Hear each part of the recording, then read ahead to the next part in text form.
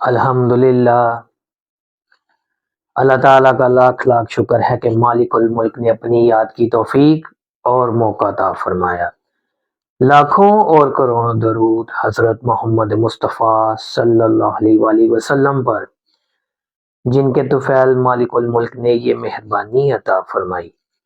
سامعین کرام، اللہ تعالیٰ نے قرآن پاک میں سورہ بقرہ آیت نمبر 68 اور 69 میں ارشاد فرمایا۔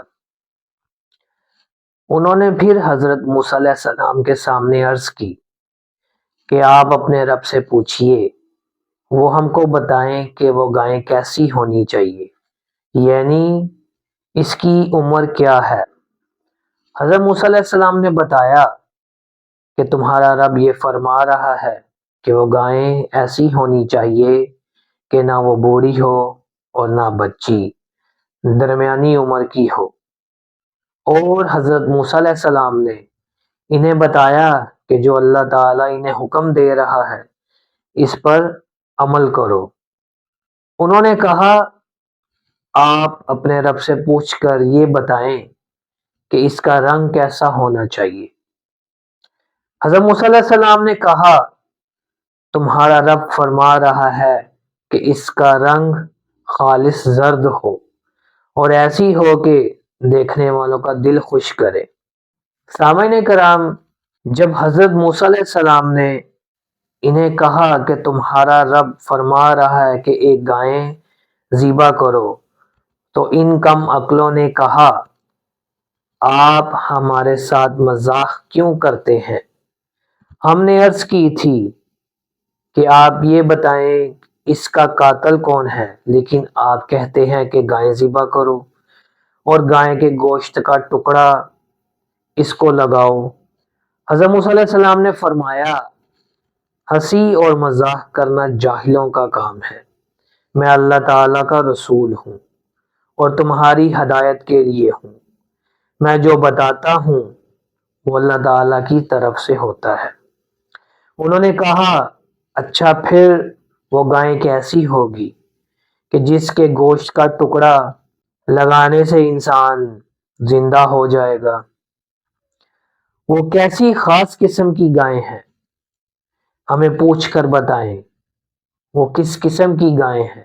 سامعین کرام، حضرت موسیٰ علیہ السلام نے اللہ تعالیٰ کی بارگاہ میں عرض کی، حالانکہ حضرت موسیٰ علیہ السلام انہیں بتا سکتے تھے کہ کس قسم کی گائیں ذبح ہونی چاہیے، لیکن حضرت موسیٰ علیہ السلام یہ چاہتے تھے کہ یہ لوگ زیادہ گناہ گار ہو کر عذاب میں مبتلا نہ ہو جائیں اور عذاب کے حقدار نہ بن جائیں۔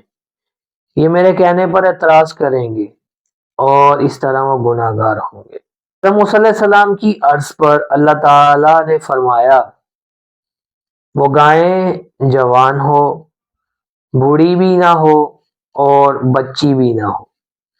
حضرت موسیٰ علیہ السلام نے ان کو یہ بتانے کے بعد نصیحت بھی فرمائی کہ تم وہ کرو جو اللہ تعالیٰ فرما رہا ہے۔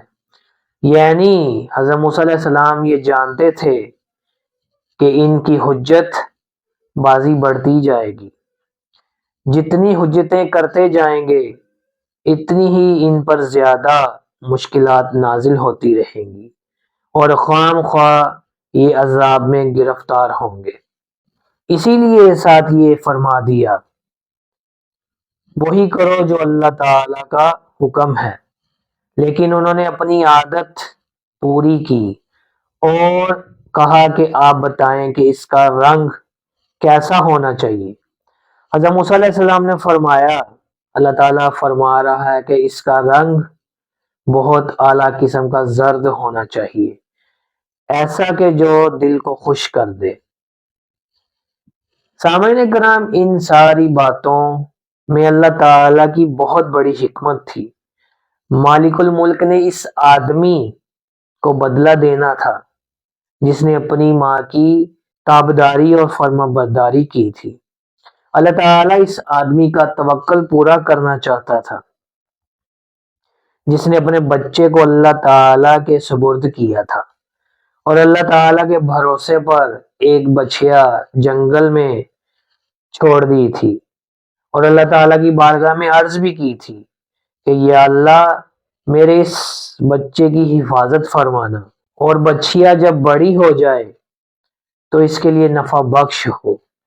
مالک الملک کی یہ حکمت تھی کہ ان لوگوں سے ایسے سوالات کروا رہا تھا اور اب اسی طرف آ رہے تھے جس طرف اللہ تعالیٰ انہیں لانا چاہتا تھا۔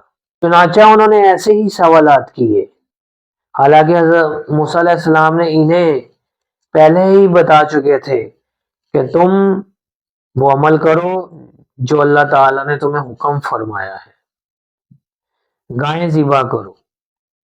اگر وہ لوگ کوئی عام گائیں ذبح کر دیتے تو اس مصیبت میں نہ پھنستے۔ اللہ تعالیٰ نے فرمایا کہ گائیں ذبح کرو۔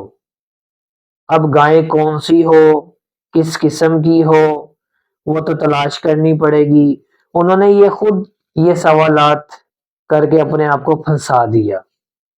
اگر وہ صرف گائیں ذبح کر دیتے تو ان کا فرض پورا ہو جاتا، خدا تعالیٰ کا حکم پورا ہو جاتا۔ اللہ تعالیٰ نے فرمایا ہے گائیں ذبح کرو۔ معلوم ہوا کہ اللہ تعالیٰ کا جو حکم ہوتا ہے اس پر عمل کرنا چاہیے، اور جو لوگ اس پر حجت کرتے ہیں یا اعتراضات کرتے ہیں یا مزید سوالات کرتے ہیں وہ اپنا نقصان کرتے ہیں، اپنے آپ کو اور زیادہ مشکلات میں پھنساتے ہیں۔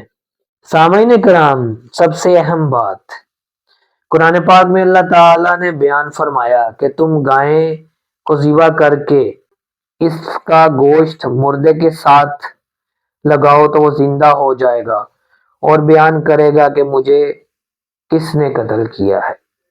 معلوم یہ ہوا کہ اللہ تعالیٰ کے حکم میں سب طاقت ہے۔ اللہ تعالیٰ کے قرآن پاک میں جو بیانات ہیں، ارشادات ہیں، ان سے تو یہ ظاہر ہوتا ہے کہ اللہ تعالیٰ جو چاہے وہ کر سکتا ہے اور جو چاہے وہ کرتا ہے۔ اگر مردہ گائے کے گوشت کو وہ اتنی طاقت بخشتا ہے کہ مردے کو لگانے سے وہ زندہ ہو سکتا ہے تو پھر نبی پاک صلی اللہ علیہ وآلہ وسلم سے نسبت قائم کرنے والوں کی کیا کیفیت ہوگی، ان کے دل کس طرح زندہ ہوتے ہوں گے اور ان کے دل کس طرح روشن ہوتے ہوں گے۔ اس بات کا اندازہ انسان اسی وقت لگا سکتا ہے جب اس کیفیت کو وہ خود محسوس کرتا ہے، اور وہ اس کیفیت کو صرف اسی وقت محسوس کر سکتا ہے جب اس کے دل میں نسبت رسولی صلی اللہ علیہ وسلم آ جائے۔ نسبت رسولی صلی اللہ علیہ وآلہ وسلم کس طرح آ سکتی ہے؟ نسبت رسولی صلی اللہ علیہ وآلہ وسلم اس وقت آ سکتی ہے جب دل میں کوئی خواہش، کوئی محبت، کوئی خوف، کوئی ڈر اس تعلق کے درمیان حائل نہ ہو، یعنی انسان کے جتنے اعمال ہیں وہ اللہ تعالیٰ کے حکم کے تحت ہو جائیں، اس کی نبی پاک صلی اللہ علیہ وآلہ وسلم کے ساتھ ایسی نسبت ہو جائے کہ آپ صلی اللہ علیہ وآلہ وسلم کی ذات پاک سے محبت ہر چیز سے زیادہ دل میں موجود ہو، خواہ ماں باپ، اولاد، مال، اور ایسی محبت کہ جو کچھ کرے اللہ تعالیٰ کی رضا کے لیے کرے۔